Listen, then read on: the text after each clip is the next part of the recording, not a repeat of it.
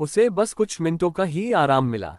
Recording studio के अंदर अर्जुन बुरी तरह पसीने से तरबतर था। वह सच में बहुत घबराया हुआ था। चाहे उसने जितना भी दिमाग लगाया, कोई हल नहीं निकल रहा था। हाँ, एक आखिरी उम्मीद बची थी, लॉटरी। अब उसकी सारी उम्मीदें बस गेम रिंग पर टिकी थीं। शायद उसके पास अभी भी लॉटरी का एक मौका था। ये संकट वह पार कर पाएगा या नहीं, अब यह उसी पर निर्भर था। शायद उसे ऐसा कोई आइटम मिल जाए जो लोगों को सामूहिक भ्रम में डाल सके, या फिर कोई ऐसा आइटम जो उसकी रचनात्मक लेखन क्षमता को एकदम से बढ़ा दे। सफलता या असफलता, सब कुछ अब इसी पर निर्भर था। अर्जुन ने सब कुछ दांव पर लगाते हुए गेम रिंग का वर्चुअल इंटरफेस खोला और अपनी प्रतिष्ठा स्कोर रेपुटेशन पॉइंट्स चेक की। प्रतिष्ठा अंक 305,931। ये नंबर देखकर अर्जुन हैरान रह गया। उसे समझ नहीं आया कि ये इतने ज्यादा कैसे हो गए। थोड़ी देर बाद उसे एहसास हुआ कि इसके पीछे कई कारण थे। पहला, बीती रात विपाशा की आत्महत्या की खबर से उसे कुछ प्रतिष्ठा अंक मिले। दुनिया की बातें कार्यक्रम को भी इंटरनेट पर अपलोड कर दिया गया था। दूसरा कारण था पिछले दिन की लेट नाइट भूतिया कहानियां, जिससे उसे 30,000 से ज्यादा प्रतिष्ठा अंक मिले। शो की रेटिंग हर दिन बेहतर हो रही थी, जिससे हर दिन और ज्यादा प्रतिष्ठा अंक मिल रहे थे। तीसरा कारण था आज का बीजिंग टाइम्स अखबार की रिपोर्ट। ये राजधानी का एक बड़ा अखबार था, जिसकी सर्कुलेशन कई लाखों में थी। अगर उन लाखों में से आधे लोगों ने ही अर्जुन की खबर पढ़ी और उनमें से आधों ने उसकी 2 कविताओं की सराहना की या उसे जीवन बचाने वाले आधुनिक कविताओं के प्रयोग के लिए सराहा, तो ये 100 से ज्यादा प्रतिष्ठा अंक मिलना तय था। बहुत बढ़िया। अब उसके पास 3 बार लॉटरी खेलने लायक प्रतिष्ठा अंक थे। अर्जुन ने लॉटरी बटन दबाया और पहली कोशिश शुरू की। सुई घूमने लगी और वह मन ही मन बड़बड़ाने लगा। कृपया कंज्यूमेबल कैटेगरी से मत आना। कंज्यूमेबल मत आना। चूंकि असली दुनिया में कोई उसका वर्चुअल इंटरफेस नहीं देख सकता था, उसे कोई चिंता नहीं थी। लेकिन वो हमेशा से ही अनलकी था। सुई ने एकदम से कंजम्पशन कैटेगरी पर रुकने का फैसला किया। ठक, एक छोटा खजाना बॉक्स ट्रेजर चेस्ट स्मॉल उसकी इन्वेंट्री में आ गया। अर्जुन ने मजबूरी में बॉक्स निकाला और दूसरों की नजरें चुराते हुए उसे खोला। उसमें एक गोल सा बैंड था, एकदम वैसा जैसे फिल्मों में फरिश्तों के सिर पर दिखता है। फर्क बस इतना था कि इसका रंग काला था। अनलकी हेलो प्रभाव शुरू होते ही सक्रिय। 5 मिनट तक असरदार। विशेष परिस्थितियां ट्रिगर होने पर आसपास के लोग दुर्भाग्य की स्थिति में आ जाते हैं। क्या मतलब हुआ इसका? क्या ये उस अनलकी स्टिकर जैसा है? बस फर्क इतना कि ये एरिया ऑफ इफेक्ट वाला है। ये कब और कैसे सक्रिय होगा? कहीं ये सबको बिना भेदभाव के नुकसान तो नहीं करेगा? अर्जुन ने ज्यादा ध्यान नहीं दिया और आइटम को गेम रिंग में वापस रख दिया। इसके बाद उसने कुछ देर हथेली पर फूंक मारी। बहुत निराश हो चुका था। ये किस्मत है या सजा? जब से गेम रिंग मिली थी, उसने 4 बार लॉटरी खेली थी और हर बार उसे कंजम्पशन कैटेगरी का ही आइटम मिला। भले ही ये हिस्सा लॉटरी में सबसे बड़ा था, लेकिन हर बार यही मिलना ये तो ज्यादती थी। कम से कम स्किल्स या स्टैट्स कैटेगरी की झलक तो दिखा दो। फिर से, मैं हार मानने वालों में नहीं हूं। अर्जुन ने गहरी सांस ली और एक बार फिर से 100,000 प्रतिष्ठा अंक खर्च करके लॉटरी में भाग लिया। सुई फिर से घूमने लगी।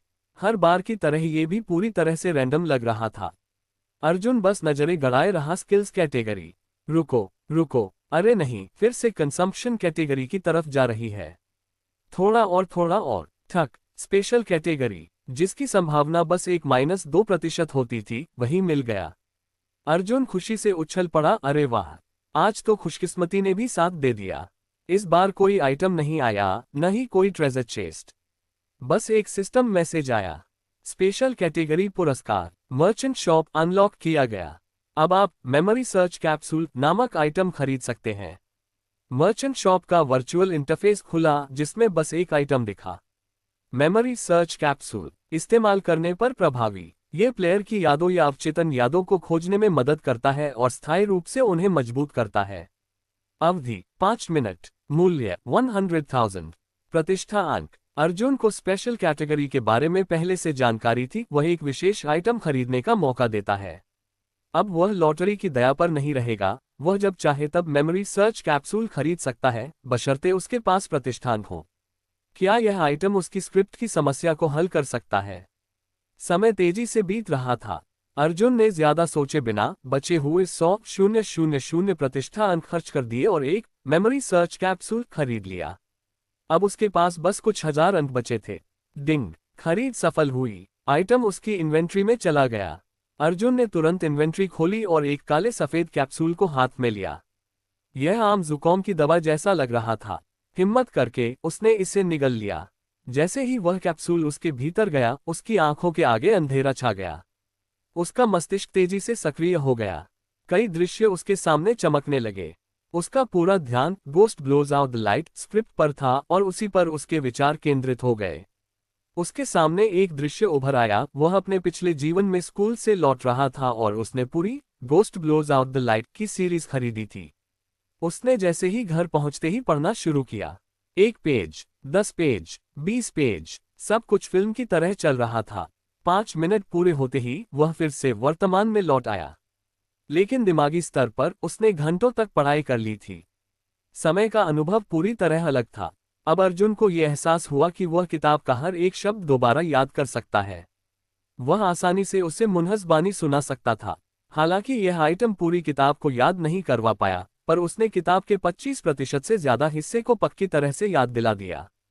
पहले उसने बस शुरुआती कुछ हजार शब्द बोले थे, अब वह आसानी से 2 लाख शब्द और बोल सकता है, आंखें बंद करके। समस्या सुलझ गई। अब स्क्रिप्ट की कोई चिंता नहीं थी। और सबसे बड़ी बात यह थी कि अगर उसके पास पर्याप्त प्रतिष्ठा अंक हो तो वह अनगिनत मेमोरी सर्च कैप्सूल्स खरीद सकता था।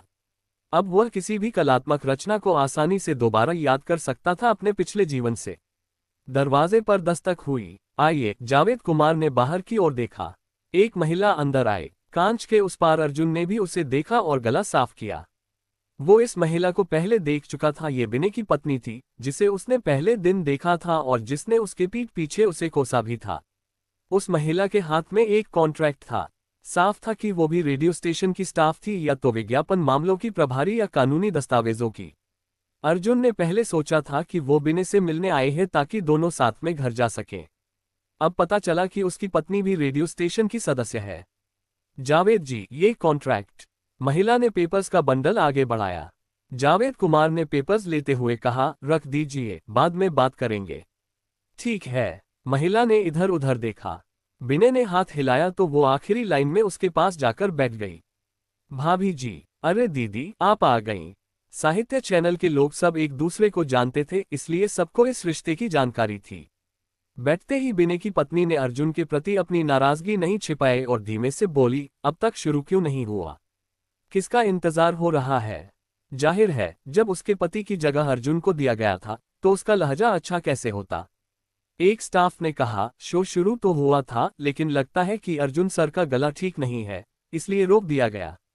बिने हंस पड़ा, गला खराब नहीं है उसका, बस कुछ कर नहीं पा रहा है। देख लेना, आज उसकी स्पॉन्सरशिप गई काम से। क्या सच में? एक और सहयोगी ने पूछा। बिने चिढ़कर बोला, तुमने देखा नहीं?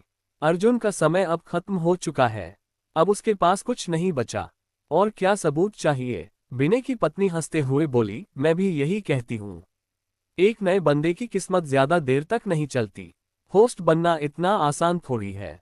सालों की मेहनत और धक्के खाने के बाद ही पहचान मिलती है।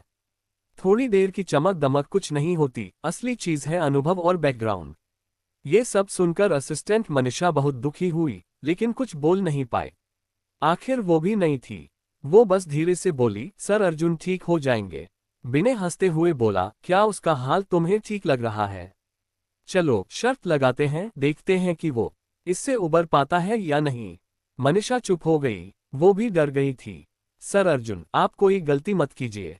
सामने की लाइन में ये सब सुनाई नहीं दे रहा था, क्योंकि दूरी करीब 7 मीटर की थी। अर्जुन, अब गला ठीक हुआ? जावेद कुमार और देर नहीं कर सकते थे। उन्होंने माथे पर बल देते हुए पूछा।